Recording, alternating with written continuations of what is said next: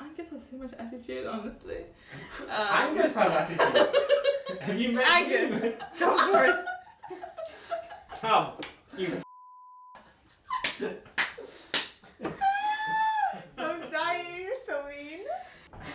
I'm glad this is not recorded. I have really bad news for you. Is it actually? Ollie turned it on before he went away. Hello and welcome back to the channel. I'm Sheen and this is Elizabeth. Hi Elizabeth, how are you?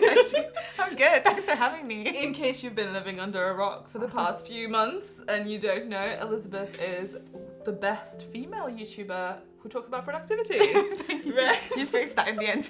I was like, wait, that's not true. The best one. It should be factually correct. Yes, So I should probably just add something in the end. So how have you been? I've been good, thank you. Thanks for having me finally after dodging my requests to be on this podcast. And that's a lie, I'm joking. Excuse me, you've been on the podcast. This is work Wednesday. On the channel. Okay. Thanks. Yes, and the reason... Okay, what we're going to talk about today, the lead up and the build up to that, is that the reason you haven't seen us interacting with each other on social media is not because we've had any kind of beef, obviously. It's mostly because Elizabeth decided to quit social media. Yes. Why? Well, it's complicated. And just to preface it, I feel as though I'm still on YouTube, so I'm still technically on social media. Yes. And I still have my channels are there. So I have my Twitter and I have my Instagram and that's what I have. But they're not on my phone, so I don't use them at all. So you deleted the apps from I deleted the apps from my phone. Why? Wait, first of all, when did you delete them? Instagram I deleted in May. Oh, it's been a while. Yeah, early May. It's been a while. Okay. It's been a while. So it's early May. It was kind of temporary, and then I decided never to download it again. So now, it's been okay, so let's dissect. How did you get to that point? Especially because you're a YouTuber, you create content online. So isn't it damaging for you to not have Instagram? I don't think so. I think it might slightly hinder my growth, and I am aware that it's good probably to have kind of more contact with your subscribers in a way, and for them to get to know you behind the scenes. And I definitely do appreciate getting to see content creators that I love, like offline, or on like Instagram or something like that. It's cute, it's nice, I like to see it. So I do realize that I'm slightly shooting myself in the foot in a way, and it's definitely not the reason that I'm not on it is not to like hide myself or to like deprive people of that potential joy or laughter or whatever.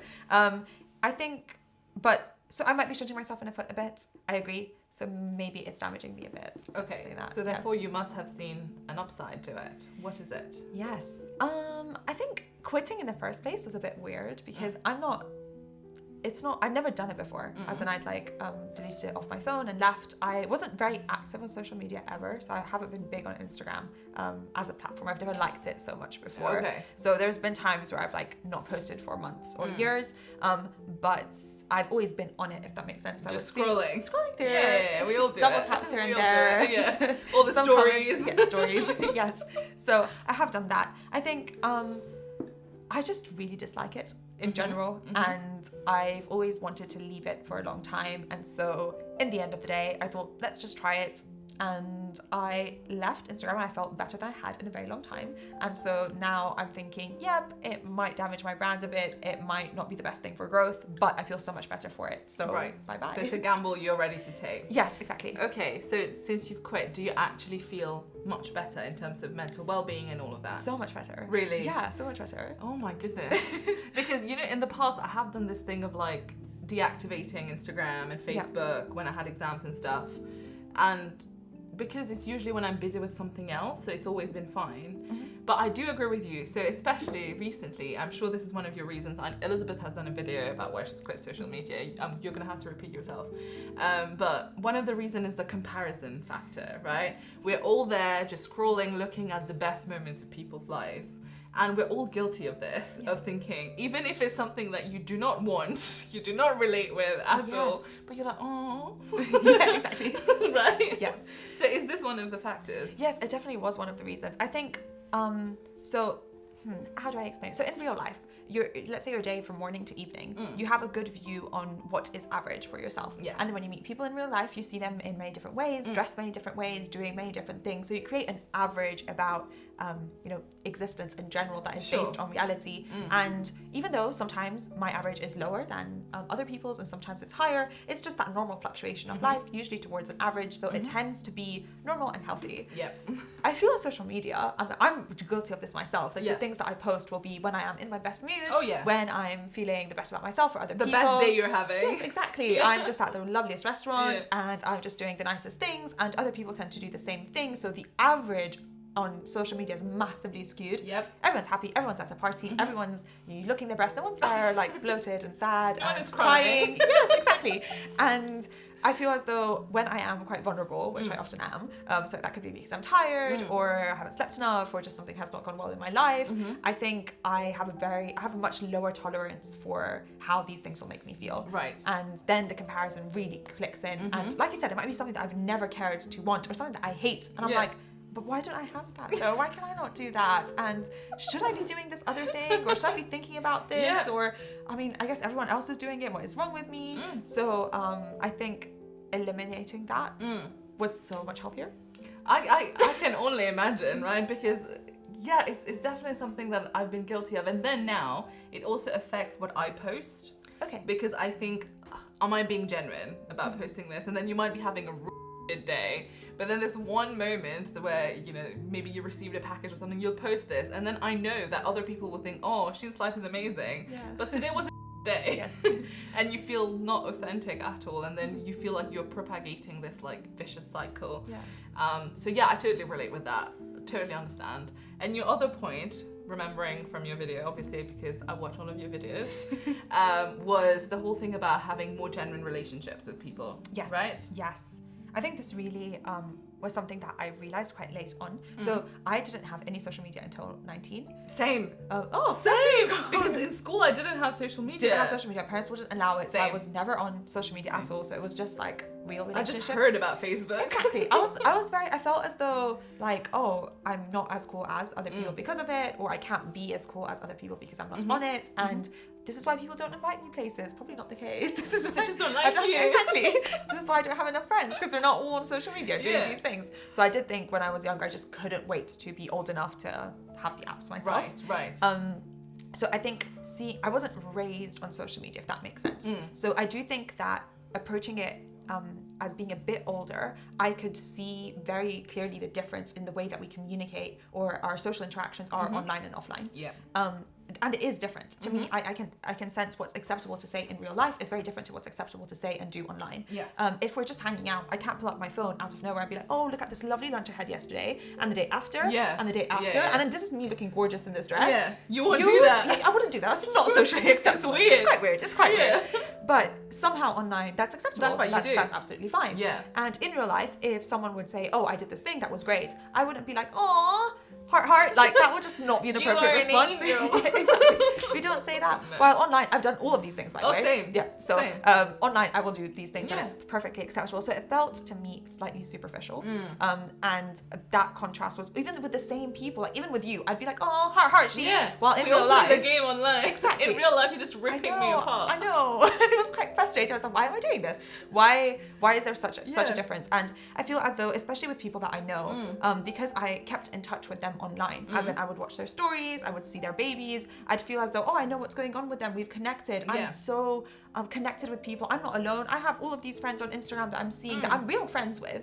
But I think being under that illusion that I'm so connected throughout the day, at night, for example, or at some point I feel like, oh, I'm so lonely because I haven't actually talked to anyone. I've had nothing meaningful. You've just watched their lives. Exactly. Yeah. And then I feel as though, well, what's wrong with me? Everything is fine. Why do I feel so empty? And I feel as though not having social media at all, if I remember a friend, I'd be like, oh, well, what's up with her? Let me call her. Yeah, exactly. Yeah. Let me give her a call. Let me send her a text. Let me arrange a Skype call or something like that. And I think that has led to so much more genuine connections with people that I really want to be connected with, rather than this underlying superficial, oh, I'm so connected, everything is fine. But in reality, I felt deeply alone, if that makes sense. Oh, gosh. So that helped. That is very clear, right? Because it makes me think it's the same thing where you do feel you're part of someone's life just because they're showing you parts of their lives, and then you don't make the effort. Because I was thinking the other day, this friend of mine, I haven't spoken to her in a while. The only way we interact is through DMs on Instagram.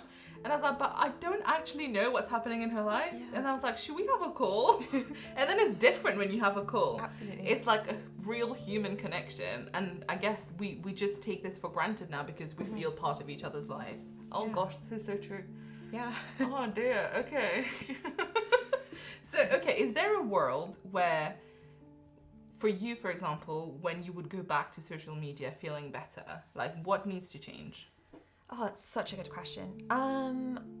I've had concerns with social media around like body image a lot, and especially there's a few studies suggesting that the correlation, not causation, of kind of suicide rates in young teenage girls have kind of exponentially increased with the rises of social platforms like Instagram, which makes you think that, okay, I can see how perhaps this might be the case. And I think that's one thing about it that makes me feel very guilty being involved, if that makes sense. So kind of supporting platforms that propagate things like this just makes me slightly uncomfortable and helps me sleep better at night, where I'm like, I'm not involved in this. Part of it. I have no part in it. So that's one thing. So I think, even though I think tides are changing a bit and there's a lot more representation on Instagram, I do think that has slightly helped in more recent years, especially in the beginning of Instagram. You would not see it was on Instagram, it was a very dangerous place. Yes, it was a very dangerous place to be on. I think that's slightly improved already, but I don't think we're still there yet, if that makes sense. So and like I say, I will post myself looking my best on Instagram. So I'm completely part of the problem. So I'm not saying that, I was doing this thing and like other people should be doing it. So I'm just saying that stepping out of it was easier for me. So that was one thing, representation. I think when it comes to comparison, that's very difficult to do. I think others have recommended that, just unfollow everyone and then you won't have a feed and you won't see anything and just post about yourself. I'm like, why am I? That feels so selfish. And I get that it helps with the brand, for example. But it just makes me feel deeply uncomfortable that I would just be like, oh yeah, here's me in my life. Just keep looking at me. Just look at me and I won't look at anyone. Which is what we're doing on YouTube, I guess. So yeah, there you go. But just on Instagram, for some reason, that made me slightly uncomfortable. I don't think I have any solutions. I'm sorry. I have no solutions for it. So would you advise people to take a break from social media and see if they like it? I would advise anyone to just try it. And it might be good. I'd be cautious in saying that it's the best thing to do because again, it depends on the person. As well, connection. Memes are great. Like sending memes with my sister, I miss that so much. I had to send you a link the other day. To a meme. Yes. I was like, this is effort. Yes. So that part I do miss. That's when you know people care. Yes. That's the part that I do miss. I do think there's parts of it that do bring small positive things in my life, and I think are perhaps worth having. In general, I would recommend, try it out. It's not the worst thing, and platforms like Instagram, it's hard to grow on them anyway. It's not the best place. And I guess with YouTube, in terms of interacting with your audience, you could always use the community tab, right? Yes, I've been trying to use that. I have never used it. Really? I should try it. Yeah, definitely. We'll definitely recommend. Okay, it's really cool. Okay, I should try it. But also, I think this was great advice. Thank you, Elizabeth. Thank you. And we are gonna do a video, maybe a Q&A. Let's do a Q&A. With like a fun twist at some point. So if you have questions for us, do send it our way. You can't send it to Elizabeth on Instagram, because she's not on Instagram. But you can comment on the video. You can comment on the video, yes. And I'll probably put it on my story. But thank you for being here. Thank you for having me. Good luck with fun. Good luck with your anti-social life. Yes. Wow. Well, that was true, so it wasn't too far off the truth yet. All right. See you. Bye.